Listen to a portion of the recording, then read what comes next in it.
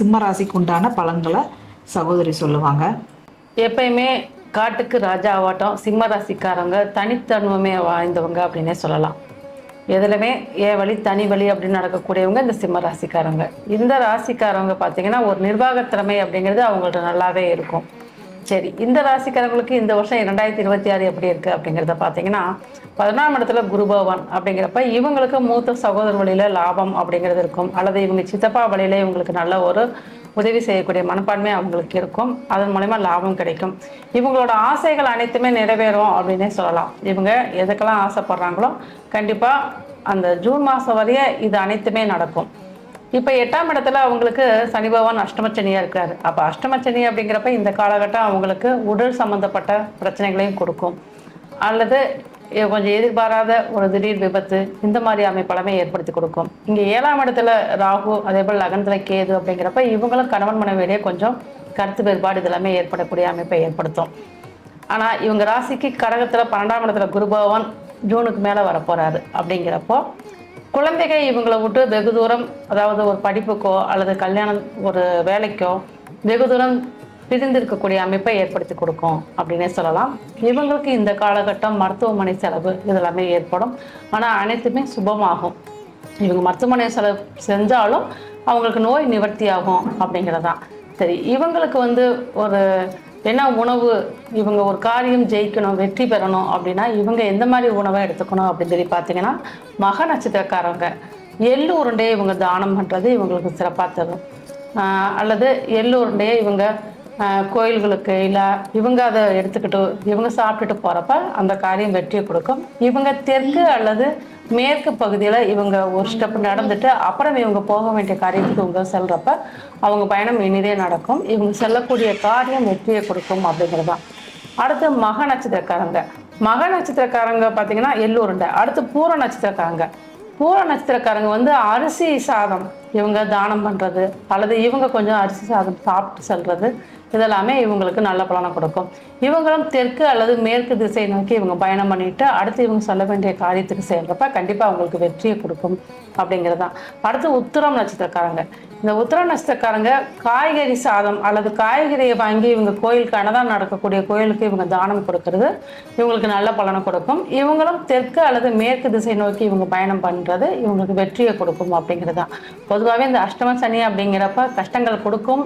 இருந்தாலும் குரு 11ஆம் இடத்துல இருக்கிறப்ப கண்டிப்பாக அவங்களுக்கு அந்த கஷ்டம் மூலமா நிவர்த்தியும் கொடுக்கும் அப்படிங்கிறது தான். அதுக்கு பிறகு கடத்துக்கு வந்த பிறகு குரு பார்வை அந்த சனி மேலே விழுகிறதுனால அந்த கஷ்டங்கள் எல்லாம் அதாவது விளைக்கணும் அப்படின்னே சொல்லலாம். சிம்மராசி அன்பர்களுக்கு 2026ஆம் ஆண்டு புத்தாண்டுகள் எப்படி இருக்குது அப்படிங்கிறத நம்ம இங்கே பார்க்கலாம். இந்த வருடம் பார்த்தீங்கன்னா அருமையான வருடமாக உங்களுக்கு அமையுது. சிம்மராசிக்காரவங்களுக்கு 8ல் சனி பகவான் இருக்குன்னு நீங்கள் எதுவும் பயப்பட தேவையில்லை. தொழிலோ உங்களுடைய வேலையோ உங்களுடைய விஷயங்களில் நீங்கள் கவனமாக இருக்கணும். இந்த தொழில் வாய்ப்பு அப்படிங்கிற உயர் அதிகாரிகளால் உங்களுக்கு ஒரு ப்ரெஷரு இதெல்லாம் கண்டிப்பாக இருக்கும். அப்போ எதிர்பாராத இடமாற்றம் அந்த மாதிரியான விஷயங்களும் உங்களுக்கு நடக்கும். அதனால் நீங்கள் பயப்பட வேண்டாம். இந்த சிம்மராசி அன்பர்கள் பார்த்தீங்கன்னா தொழிலில் இருக்கிற தொழிலில் அப்படியே கண்டினியூ பண்ணணும். புதுசாக ஒரு தொழிலை அபிவிருத்தி பண்ணுறது, புதிய விஷயங்களை செய்கிறது, நிறைய அமௌண்ட் போட்டு நீங்கள் முதலீடு பண்ணி அதை தொழிலை விருத்தி பண்ணுறது இதெல்லாம் நீங்கள் இந்த வருடம் செய்ய வேண்டாம்.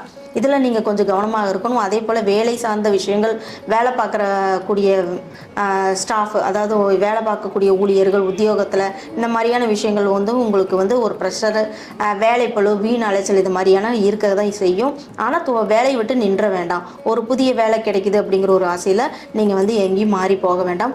மாணவர்கள் பார்த்தீங்கன்னா கடுமையான உழைப்பை கொடுக்கணும். கடுமையாக படிக்கணும், நல்லா படிக்கக்கூடிய வாய்ப்பு. ஏன்னா உங்கள் ராசியிலேயே கேது பகவான் அமர்ந்திருக்கிறதுனால கண்டிப்பாக மைண்டு ஒரே ஒரு நிலையில் இருக்காது. எதையாவது ஒன்று யோசிச்சுட்டு சிந்திச்சுட்டு இதே போல தான் இருப்பீங்க. அப்போ படிப்பில் உங்களுக்கு கவன சிதறல்கள் வரும் அப்படிங்கிறது தான். அப்போ அதிகாலையில் எந்திரிச்சு நீங்கள் படிக்கும்போது இரவு கண் முழிக்காமல் இரவு நல்லா தூங்கி எந்திரிச்சிட்டு நல்லா ரெஸ்ட் எடுத்த பிறகு காலையில் விடிய காலையில் நீங்கள் அதிகாலையில் எந்திரிச்சு படிக்கும்போது நல்லா மனசில் பதியும். அந்த ஆக்சிடேஷன் அப்படிங்கிற ஒரு விஷயம் இருக்காது அப்படிங்கிறது தான்.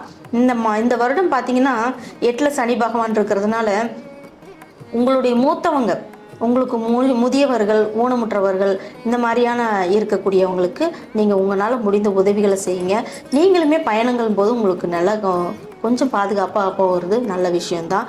8ல் சனி பகவான் இருக்குது அப்படிங்கிறத நீங்கள் நினைக்காதீங்க.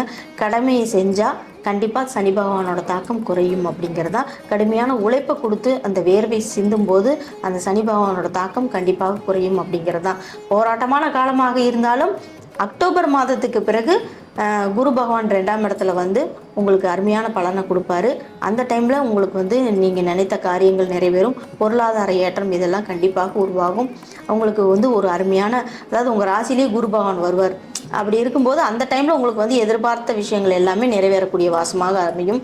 நடைப்பயிற்சி மேற்கொள்ளுங்க, மெடிடேஷன் பண்ணுங்கள், தியானம் பண்ணுங்கள். இதுதான் உங்களுக்கு இந்த வருடத்துக்குரிய பரிகாரமாக அமையும். நன்றி. சிம்ம ராசிக்குண்டான 2026 புத்தாண்டு பலன்கள் வந்து அருமையாக சொன்னாங்க. இதில் வந்து பார்த்துட்டிங்கன்னா கவனமாக இருக்கணும், ஏன்னா லக்னத்தில் கேது இருக்கிறனால கவன சிதறல்கள் இருக்குன்னு சொன்னாங்க. அதே மாதிரி கொஞ்சம் போராட்டங்கள் இருக்குன்னு சொன்னாங்க. இப்போ வந்து இந்த கவன சிதறல்கள் இல்லாமல் இருக்கிறதுக்கு என்ன பண்ணுறது மாணவர்களுக்கு? அப்போ நீங்கள் என்ன பண்ணுறீங்க அப்படின்னா, புதன் குறியீடு நீங்கள் வந்து இந்த சுண்டு விரலுக்கு கீழே புதன் மேட்டில் இங்கே எழுதிக்கோங்க. கண்டிப்பாக அந்த படிப்பு சம்பந்தமான ஒரு எண்ணங்கள் அவங்களுக்கு கண்டிப்பாக வரும், படிக்க ஆரம்பிப்பாங்க. ஓகேங்களா? அதே மாதிரி தொழிலில் வந்து முதலீடு போடக்கூடாது, இருக்கிற தொழிலே பண்ணுங்கள், போராட்டம் இருக்குன்னு சொன்னாங்க.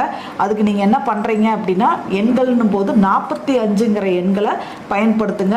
உங்களுக்கு வந்து பார்த்துட்டிங்கன்னா புதுசாக நபர்கள் வந்து பார்த்துட்டிங்கன்னா நண்பர்கள் மூலமாக உங்களுக்கு உதவிகள் கிடைக்கும். கண்டிப்பாக அவங்க அடுத்த கட்டத்துக்குள்ளே கண்டிப்பாக கூட்டிகிட்டு போவாங்க, கைப்பிடிச்சி கூட்டிகிட்டு போவாங்க. புது தொழில், ஒரு புத்துணர்ச்சியான உங்களுக்கு ஒரு புது வாகனம், அந்த மாதிரி உங்களுக்கு ஒரு மாற்றத்தை கண்டிப்பாக கொடுக்கும். அதனால் பயப்பட தேவையில்லை. அவங்க சொன்ன பரிகாரத்தையும் கண்டிப்பாக பண்ணுங்கள், எண்களையும் பயன்படுத்துங்க, குறியீடுகளையும் பயன்படுத்துங்க. இந்த 2026 வந்து உங்களுக்கு வந்து பார்த்திங்கன்னா ஒரு முன்னேற்றத்தை கொடுக்கக்கூடிய ஆண்டாக நிச்சயமாக இருக்கும்.